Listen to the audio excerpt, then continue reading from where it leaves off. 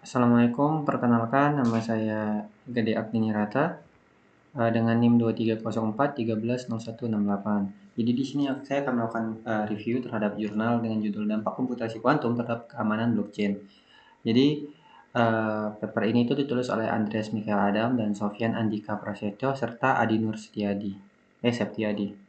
Oke, di latar belakangnya itu teknologi blockchain saat ini bergantung pada kriptografi klasik yang kuat terhadap komputer konvensional seperti RSA dan ACC. Ini untuk tanda tangan digital dan inskripsi kunci publik.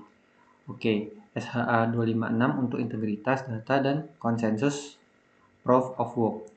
Namun, kemunculan komputasi kuantum dengan prinsip superposisi dan keterikatan menciptakan ancaman eksponensial yang dapat meruntuhkan fondasi keamanan ini. Oke, rumusan masalahnya itu yang pertama ada kerentanan. Seperentankah mekanisme kriptografi blockchain yang ada terhadap serangan algoritma kuantum? Terus solusinya itu ada solusi tahan kuantum dari kuantum resisten, itu apa yang dapat diadopsi untuk menjaga keamanan integritas blockchain. Terus ada transisi, apa saja tantangan teknis dan kelayakan dalam mentransisikan sistem blockchain saat ini ke kriptografi pasca kuantum. Kemudian ada metode penelitian, yang pertama ada pendekatan analisis. Studi ini itu menggunakan analisis komparatif yang menggabungkan metode kualitatif dan kuantitatif. Penelitian mengevaluasi algoritma kriptografi klasik seperti RSA dan ACC terhadap alternatif pasca kuantum seperti kriptografi berbasis Linkisi, lattice based, dan hash. Oke, untuk simulasi dan benchmarkingnya, ini menggunakan data simulasi dari IBM Qiskit dan Google Circuit untuk memprediksi waktu pemecahan enkripsi. Terus melakukan benchmarking efisiensi komputasi, ukuran kunci, dan kecepatan enkripsi atau deskripsi antara algoritma klasik dan pasca kuantum.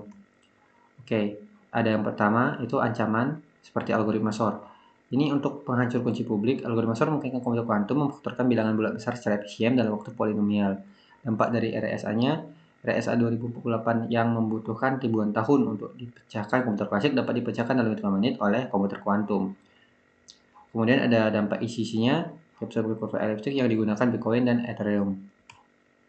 Oke, ancaman kedua itu algoritma Grover, itu memakan fungsi hash. Algoritma Grover mempercepat serangan brute force secara kuadratik pada fungsi hash. Jadi ini berdampak langsung pada mekanisme integritas data dan mining proof of work. Oke, jadi SH256 saat ini itu tingkat keamanan asli itu 128 bit aja dan di bawah Grover. Dan Grover itu cuma 64 bit, jadi nggak aman gitu. Untuk solusi mitigasinya, upgrade SHA-3 atau SHA 512 untuk mengembalikan margin keamanan yang cukup. Oke, di kasus pada Bitcoin dan Ethereum, kerentanan spesifik pada Bitcoin ini menekan ACDSA untuk tanda tangan transaksi. Jika komputer kuantum dapat menurunkan kunci private dari kunci publik, penyerang dapat mencuri dana dan memasukkan transaksi. Untuk di Ethereum ini, kontrak pintar seperti smart contract itu kan bergantung pada keamanan dalam dompet.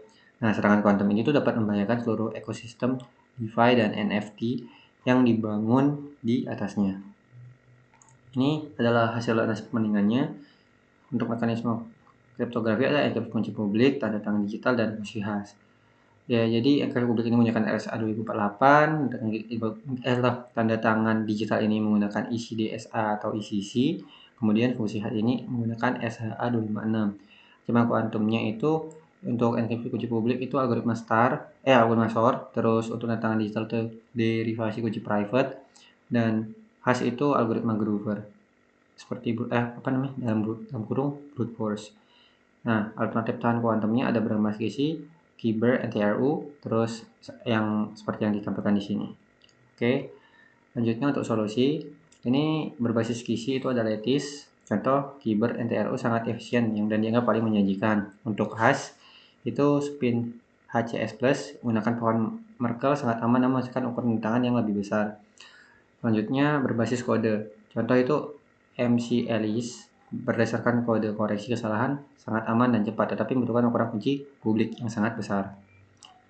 Oke, tantangan implementasinya mungkin yang pertama overhead komputasi, terus ukuran data besar, dan masalah transisi. Oke, kesimpulan. Meskipun komputasi kuantum mengancam keamanan blockchain, saat ini metode kriptografi tahan kuantum dapat mengurangi risiko tersebut. Investasi proaktif sangat penting untuk keberlangsungan jangka panjang. Oke, sekian presentasi dari saya. Bila ada salah kata saya mohon maaf dan terima kasih.